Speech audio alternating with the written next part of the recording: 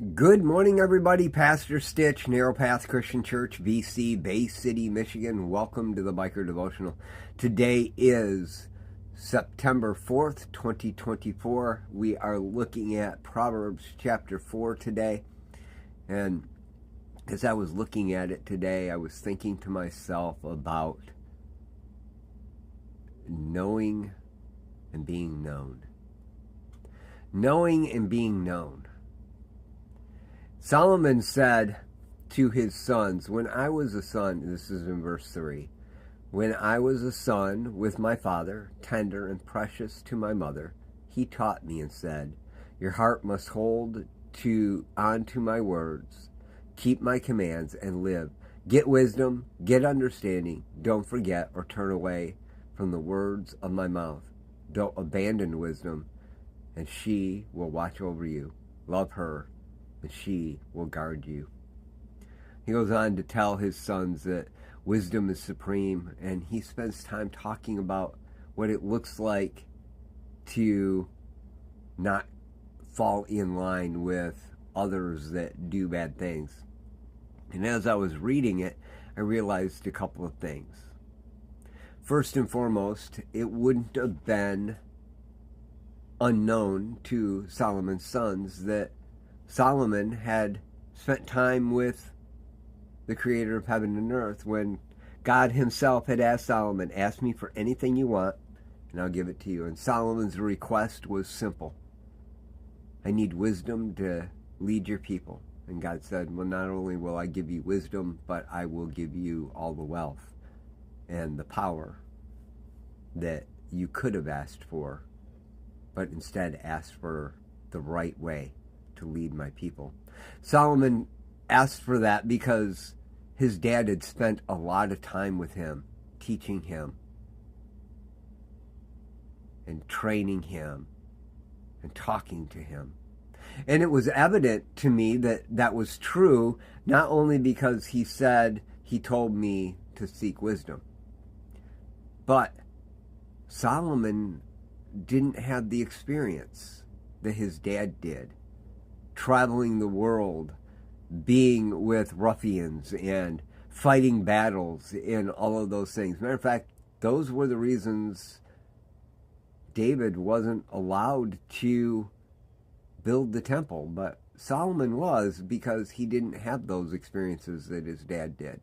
But Solomon did one thing.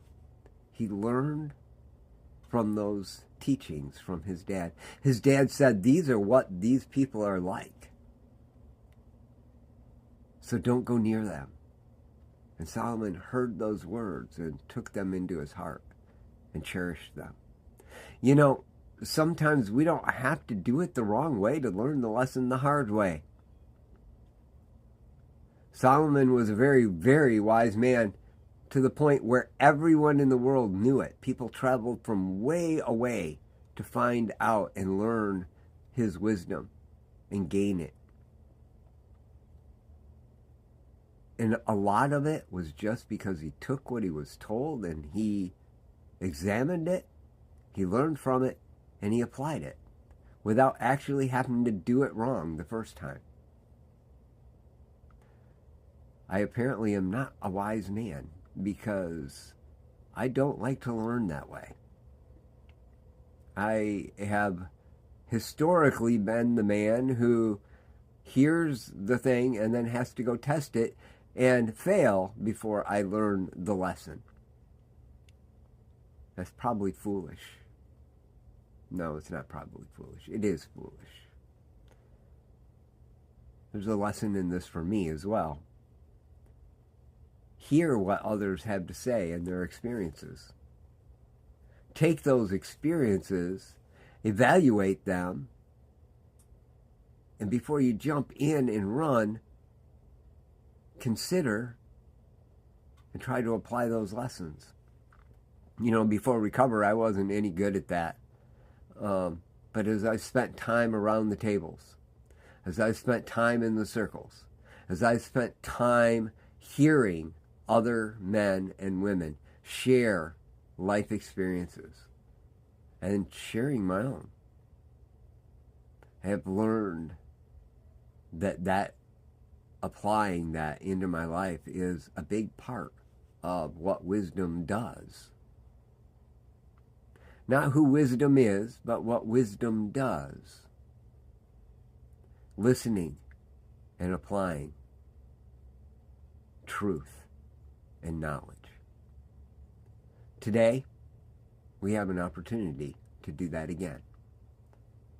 I hope that you took something from today and you're going to recognize that hearing the truth, Jesus Christ lived, he died, he rose again.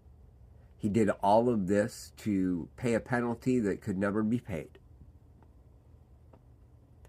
so that you could have the one gift that matters most, the gift of the Holy Spirit that gives you the ability to live into the kingdom that Jesus has for you today.